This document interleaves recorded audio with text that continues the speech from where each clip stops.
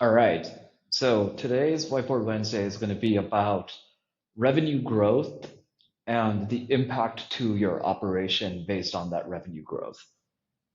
The reason this has been top of mind for me recently is at Firmout, we've been very lucky where the growth rate and the change of that growth has been very dramatic recently.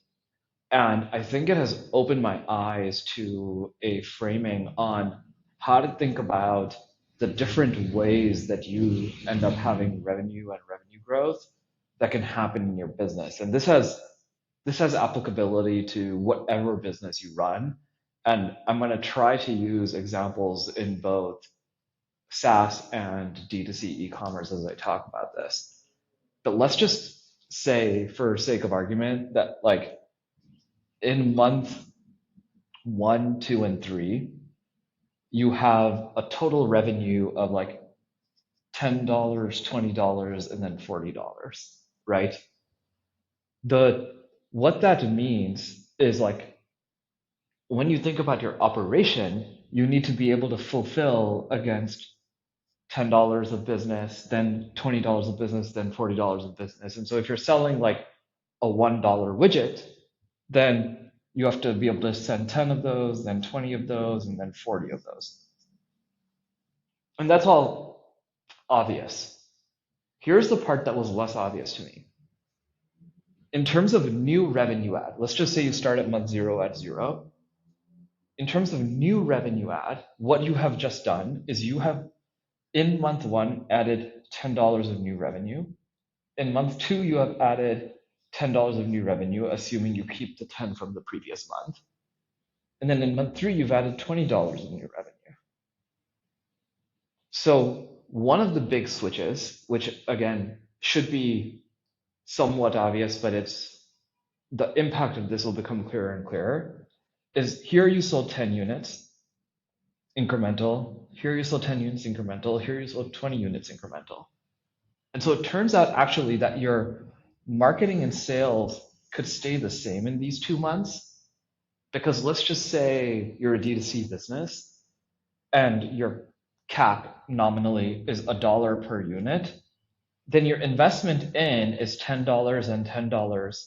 And so it's actually the same across these 2 months, but it is not the same across these 2 months.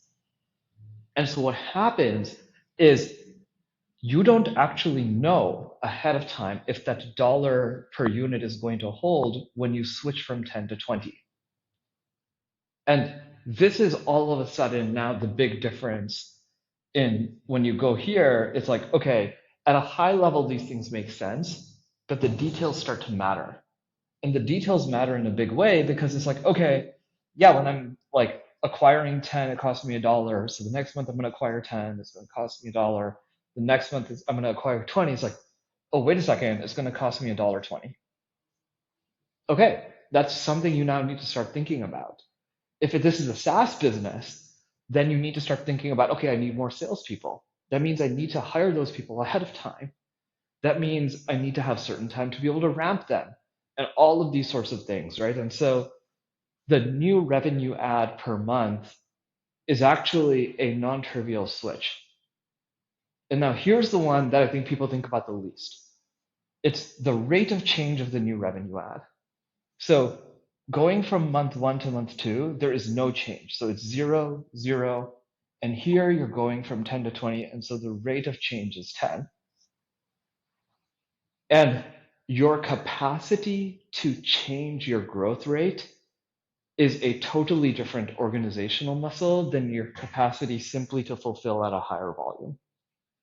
Because let's just say that there was a totally different business where now in month 1, you are at 40, month 2, you're at 40, month 3, you're at 40. All of a sudden, it's like these are all zeros and these are all zeros by definition. It's just actually whatever your organization is doing, you can just keep doing, and you don't need to change anything.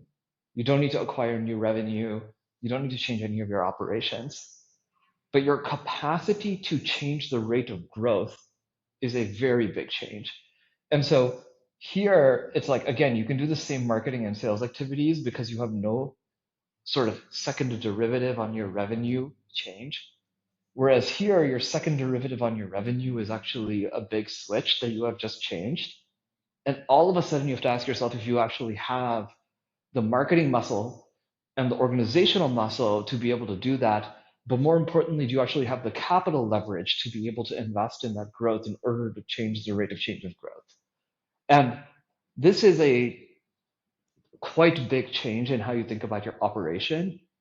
And fundamentally, I think is a big way to think about like what your growth goals are and what your operating processes are. Because if you want this second derivative in your revenue to be high in order to attain what like is quote unquote asked for in a high growth startup, it means you need to have the capacity to actually have a high second derivative in your revenue, which is a totally different operating muscle. So I hope this framing is helpful in terms of asking yourself what needs to be true in your organization for revenue, first derivative of revenue, and second derivative of revenue.